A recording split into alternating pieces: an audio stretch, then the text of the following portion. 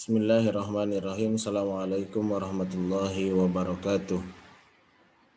Hamdan wa syukran lillah, summa salatu wassalam ala rasulillah. Faya ayuhan nas, ittaqullaha haqqa tuqatihi wa la tamutunna illa wa antum muslimun. Subhanaka la ilma lana illa ma 'allamtana innaka antal alimul hakim wa tub alaina innaka antat tawwabur rahim. Amma ba'du. Bersyukur kita kepada Allah Subhanahu wa taala, berselawat kita kepada baginda Nabi kita, Rasul kita Sayyidina wa Maulana wa Habibana Muhammad sallallahu alaihi wasallam wa ala alihi wa ashabihi wa dzurriyyatihi wa ummatihi, dan mudah-mudahan kita adalah sebenar-benar umatnya yang kelak mendapatkan syafaat kelak di yaumil qiyamah. Amin ya rabbal alamin. Qabla kulli syai'in hayya nabda ta'alluman bil basmalah. Pertemuan kali ini kita akan membahas tentang huruf hijaiyah yang merupakan huruf dasar daripada bahasa Arab. Kita harus mengetahui dulu hijaiyah itu berasal dari bahasa Arab yang berarti ejaan. Yang berarti huruf hijaiyah adalah huruf dasar bahasa Arab yang dieja sesuai dengan tempat keluar huruf tersebut beserta sifatnya atau yang disebut dengan makharijul huruf. Jadi huruf hijaiyah itu tidak asal menyebutkannya sesuai dengan selera kita masing-masing. Jadi dia memiliki karakter setiap hurufnya dan dikelompokkan dalam beberapa kelompok sifat huruf. Ada yang disebut dengan huruf khalqi, yang kemudian kita sebut itu adalah huruf izhar, dan seterusnya, dan mungkin nanti kita akan bahas lebih lanjut dan akan dipraktikkan setiap dari kalian sehingga langsung bisa tahu di mana tempat makharijul huruf dari setiap huruf hijaiyah tersebut. Kemudian jumlah huruf hijaiyah ada yang berpendapat jumlahnya 28 huruf atau 29 huruf atau 30 huruf.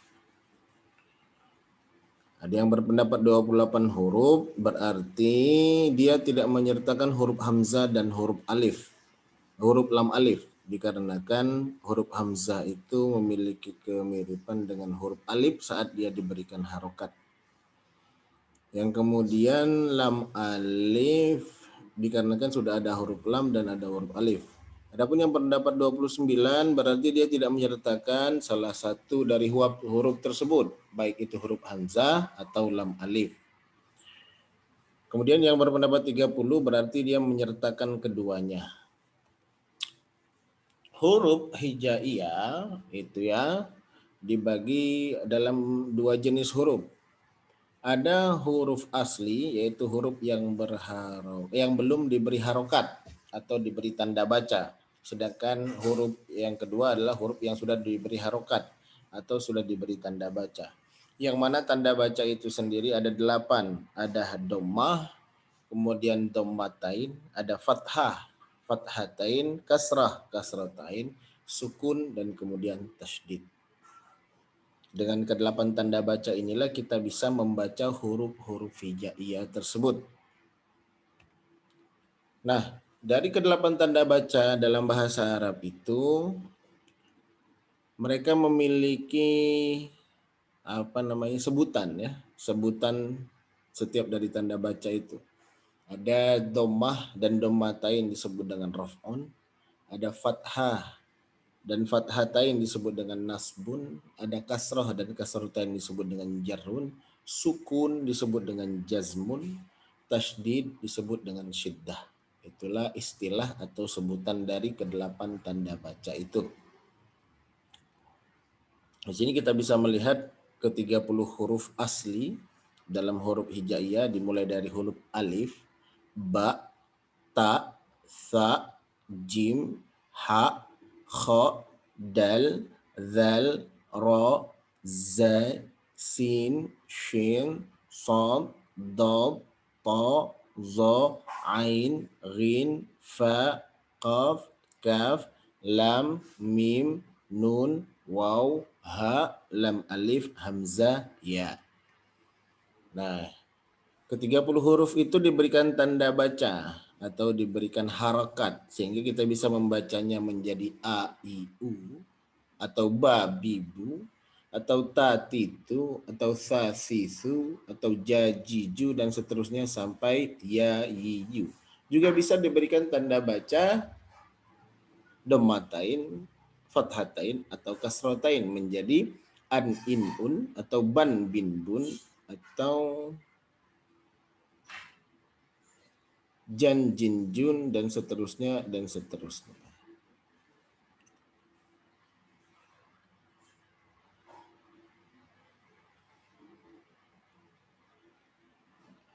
Sekarang kita masuk pada cara menuliskan huruf hijaiyah tersebut. Cara menuliskan huruf hijaiyah itu bisa dituliskan pada posisi awal atau tengah atau akhir kata, dan dapat juga dituliskan berdiri sendiri, tidak bersambung dengan huruf lainnya. Nah, sifat huruf hijaiyah ini ada yang dapat dituliskan bersambung dengan huruf sebelumnya dan sesudahnya, atau ada juga huruf yang hanya dapat dituliskan bersambung dengan huruf sebelumnya saja. Kita coba lihat. Huruf hijaiyah yang dapat dituliskan bersambung dengan huruf sebelumnya dan sesudahnya itu ada huruf ba, ta, tha, jim, ha, kha, sin, shin, sod, dot, to, zo, ain, rin, fa, kof, kaf, lam, mim, nun, ha, dan ya. Sedangkan huruf-huruf yang hanya bisa dituliskan bersambung dengan huruf sebelumnya saja itu ada huruf alif, ada huruf dal, ada huruf zal, ada huruf ra, ada huruf zai, dan ada huruf waw. Jadi keenam huruf ini tidak bisa bersambung dengan huruf setelahnya, dia hanya bisa bersambung dengan huruf sebelumnya. Adapun huruf-huruf yang di atasnya yang berjumlah 22 huruf itu semuanya bisa bersambung baik dengan huruf sebelumnya ataupun dengan huruf sesudahnya. Baik, kita akan coba melihat bagaimana cara penulisan setiap huruf hijaiyah tersebut. Dan perhatikan dengan seksama. Bismillahirrahmanirrahim. Assalamualaikum warahmatullahi wabarakatuh. Alhamdulillah, alhamdulillah rabbil alamin. Wassalatu wassalamu ala Rasulillah wa ala alihi washabihi ajmain, amma ba'd. Selamat pagi anak-anakku sekalian. Sehat selalu. Semoga kita masih sehat dan masih semangat dalam mengikuti proses pembelajaran online pada pagi hari ini. Insya Allah pada pagi hari ini kita akan melanjutkan pembelajaran kita, yaitu menulis huruf hijaiyah bersambung. Huruf abjad disebut juga huruf hijaiyah. Huruf ini digunakan dalam Al-Quran. Cara penulisannya itu ada dua.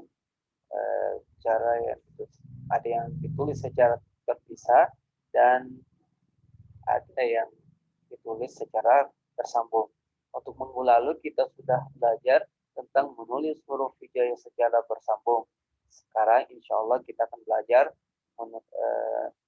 kalau minggu lalu kita sudah belajar menulis huruf hijaiyah secara terpisah, hari ini kita akan belajar menulis huruf hijaiyah secara tersambung. Nah, jika kita melihat contoh,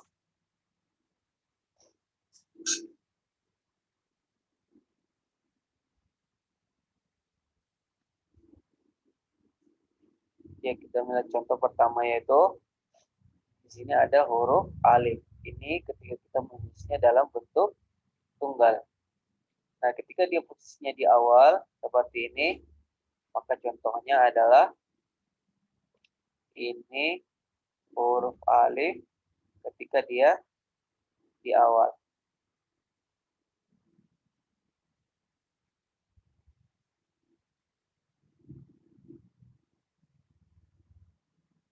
Alhamdulillah.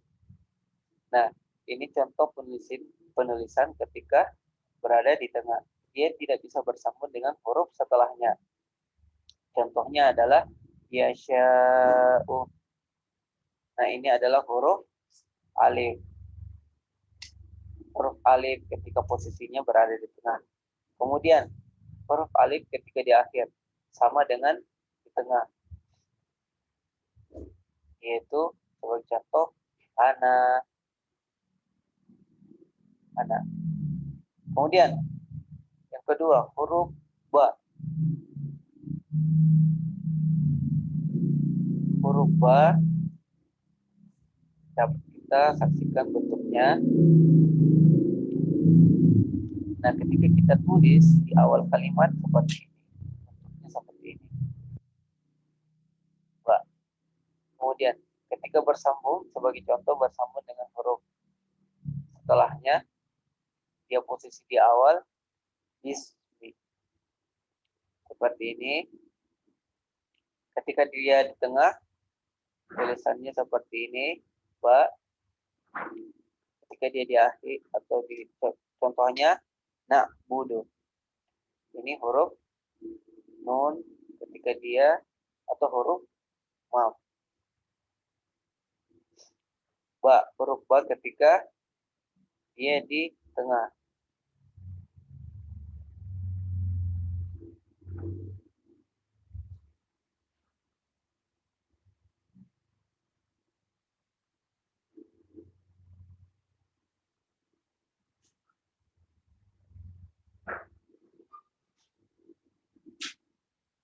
Ini huruf ba ketika tengah. Kemudian ketika huruf ba itu pada di akhir kata, itu seperti contoh al-ghaib, al-ghaibu, al-ghaib. Nah, untuk ba, ta, sa, dan huruf nun itu bentuknya penulisannya hampir polanya sama aja. Ketika di tengah seperti ini, di awal, di tengah, dan di akhir. Begitu pula dengan ta, nun, dan ba. Semua bisa bersambung. Kemudian huruf jim. Ini huruf jim. Ketika di awal, tulisannya menulis seperti ini. Ketika di tengah, seperti ini. Ketika di akhir, seperti ini. Ya. Begitu pula dengan ha dan ho. Penulisannya sama. Yasadun. Yasjudu. Saljun. Ha hasadun. Ha yahsudu. Ha ketika di akhir al-masihu.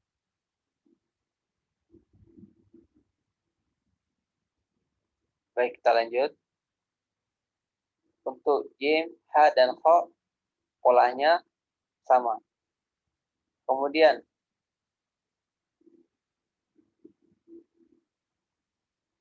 huruf dal. Huruf dal, ini ketika di awal, contohnya adalah dukat. Dukat. Dukat. Dia tidak bersambung dengan huruf setelahnya. Huruf dal ini tidak bersambung dengan huruf setelahnya. Begitu pula ketika di tengah. Dia tidak bersambung dengan huruf setelahnya. Yang bersambung dengan hanya bisa dengan huruf sebelumnya. Begitu pula ketika dia di akhir. Untuk dal, zal, ro, zai, model penulisannya sama. Atau pola bersambung tidaknya itu sama. Ketika dal di awal itu tidak bisa bersambung dengan setelahnya. Ketika di tengah hanya bisa bersambung dengan yang sebelumnya dan tidak bisa bersambung dengan setelahnya. Begitu pula ketika dia posisinya di akhir, huruf dal bersambung pada huruf sebelumnya. Untuk dal, zal, ro, zai, polanya sama. Kemudian, sin, shin, sod. Sin, shin, sod, dan do. Ketika di awal, dia bersambung dengan huruf setelahnya. Seperti contoh, sa'alah. Ketika di tengah, dia bisa bersambung dengan huruf sebelumnya dan setelahnya. Ketika di akhir, dia bisa bersambung dengan huruf sebelumnya, laisa. Huruf sin, shin, dan shad itu polanya sama. Seperti juga dengan do. Nah, untuk to. To, to, ain, goin, fa, ko, itu huruf semuanya bisa bersambung.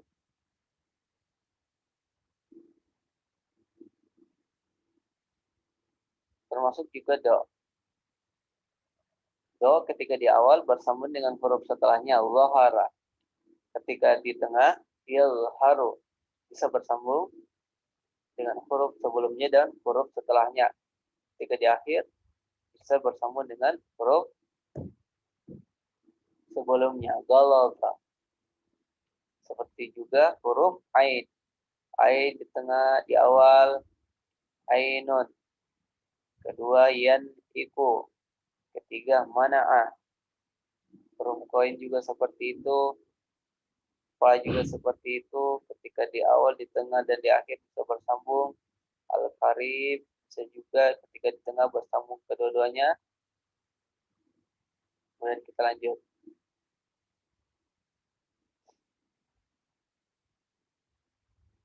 Nah, kaf ini ketika di awal bentuknya berubah. Seperti membentuk huruf S ketika di awal. Kata ba. Ketika dia bersambung berubah. Seperti ini.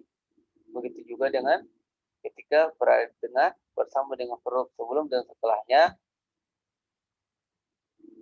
Yang tubuh kecuali di akhir. Ketika dia huruf di akhir kata, dia kembali seperti bentuk tunggalnya. Untuk kaf itu memiliki karakteristik sendiri, ciri khas sendiri. Kemudian huruf lam. Lam, mim, nun. Untuk lam, mim, nun polanya hampir sama. Ketika di awal mirip dengan huruf bisa bersambung lahab, yal'ab ketika di tengah, kemudian ketika di akhir asal. Kemudian mim, huruf mim ketika di awal seperti ini, kemudian ketika di tengah. Nah, ketika di akhir hampir sama dengan pola qaf, yaitu kembali seperti bentuk awalnya. Seperti ini. Mim. Kemudian nun seperti dijelaskan tadi. Nah, untuk waw ini terpisah. Waw swala. Dia tidak bisa bersambung dengan huruf setelahnya. Ketika di tengah, dia hanya bisa bersambung dengan huruf sebelumnya. Wasaufa. Ketika di akhir, ajibu. Dia bersambung dengan huruf sebelumnya. Kemudian ha. Ha. Di awal, haza. Dia bisa bersambung dengan huruf setelahnya. Nah, ketika bentuk keduanya atau ketika dia di tengah, dia berubah. Hanya berubah. Lihat modelnya. Yahdi. Ketika di akhir, berubah lagi. Ini bentuk ketika huruf H berada di akhir kata. Bentuknya seperti ini. Ya, ini huruf lam alif. Ketika di awal, ketika di tengah, sama bentuknya dengan ketika dia di akhir.